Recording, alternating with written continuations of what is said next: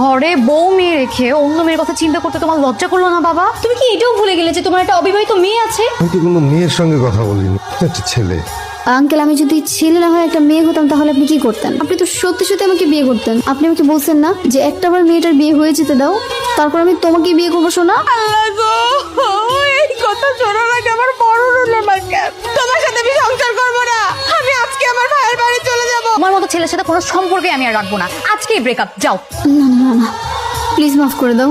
তাসিন, আমার মাথা গরম হওয়ার আগে তুমি এই বাসা থেকে এক্ষুনি বের হয়ে যাও। মানে তুই এতদিন নিজের শ্বশুরের সঙ্গে প্রেম করছস? তুই তোর শ্বশুরে বানাইছিস সুগার ড্যাডি। এই কাজটার জন্য মিতে আমার সাথে ব্রেকআপ করে আমার কাছ থেকে চলে গেছে। তোর শ্বশুর এতদিন তোরে তার গার্লফ্রেন্ড মনে করছে। এতে হাস্যকর কিছু আছে? মিতু, একটু শোনো। মিতু, দাঁড়াও। তোমাকে না বলছি তোমার এই বিশ্রী চেহারাটা আমাকে সেকেন্ড টাইম দেখাবো না। আমি বুঝতেছি আমার ভুল হয়ে গেছে, তুমি প্লিজ আমাকে মাফ করে দাও। ওইটা ভুল না, ওইটা অন্যায়। তাও তুমি জেনে শুনে করছো তাসিন। আঙ্কেল, আমি খুবই সরি। আঙ্কেল, আমি যদি জানতাম যে আপনি মিতুর বাবা, আমি কখনো এই ধরনের কাজ করতাম না। আমি কিন্তু মোটেও খারাপ ছিল না আঙ্কেল। এই কাজটা একদম ঠিক করনি। আঙ্কেল, আমি খুবই সরি। ভুল তো করে ফেলছি, এখন কি করবো বলেন আঙ্কেল? আপনি যদি বড় মানুষ হয়ে মাফ না করে দেন তাহলে কি হবে?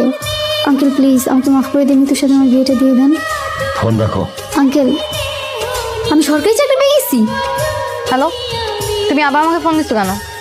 জান, একটু আমার কথাটা শোনো। তোমার যত মন চায় বকাবকি করার সব কইরো, কিন্তু আগে আমার একটু কথা বলতে দাও প্লিজ। আমি চাকরি পেয়ে গেছি, আমার সরকারি চাকরি হয়ে গেছে। এই মুহূর্তে আমাকে আর তোমাকে কেউ আলাদা করতে পারবে না। তুই কি সারা জীবন ওর সঙ্গে থাকতে পারবি? পারবো বাবা। আঙ্কেল, আমি আমার সর্বোচ্চটা দিয়ে মিতুকে সবসময় ভালো রাখার চেষ্টা করব।